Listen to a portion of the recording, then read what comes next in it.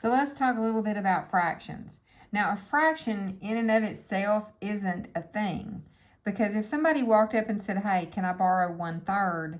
Well, you don't know what they mean. So a fraction has to have something that it is of. 1/3 of what? All right, so let's look at this. We think of one particular thing, and a fraction is when we break it into pieces. Now, you have a numerator and a denominator. The denominator is how many total pieces there are. So if I take this stick and I break it into 4 pieces, each piece is 1/4. The numerator tells you how many pieces you have. So if I had 2 of them, what do I have?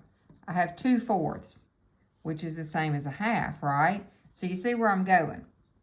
If I take that same stick and I break it into 8 pieces, each piece is 1/8. Now, if I take 2 of those pieces, this makes 2/8, which is the same size as 1/4. If I take that same size piece and I break it again, each piece becomes 1/16. So 4/16 would be the same size as 2/8, which is the same size as 1/4. Okay? Now the numerator tells you how many of those pieces you have. So if I take a pizza and I cut it into 8 pieces and I eat 3 of them, what do I have? Or what did I eat? I ate 3/8 of the pizza. Now, you can take a fraction and you can do anything you want to it as long as you do it to both the top and the bottom.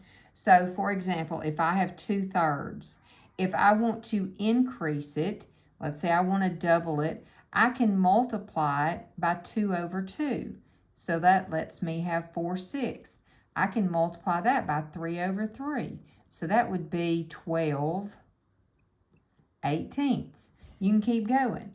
You can also go the other way. If I had 20/25, if I can think of a number that goes into both of these, I can divide the top and the bottom by that number. So 20/25 is the same size as 4/5. That's how you reduce a fraction. All right, now, what about the improper fraction? A fraction is proper when the numerator is less than the denominator. So this is proper. 5/3 is improper. Now, it's okay to have improper as long as it's lowest terms. So, I cannot have 15/10, but I can have, and if you divide both of these by 5, like we just did, you get 3/5. 3/5 is okay. 15/10 is not. All right, now lastly, let's talk about converting from mixed number to improper fraction.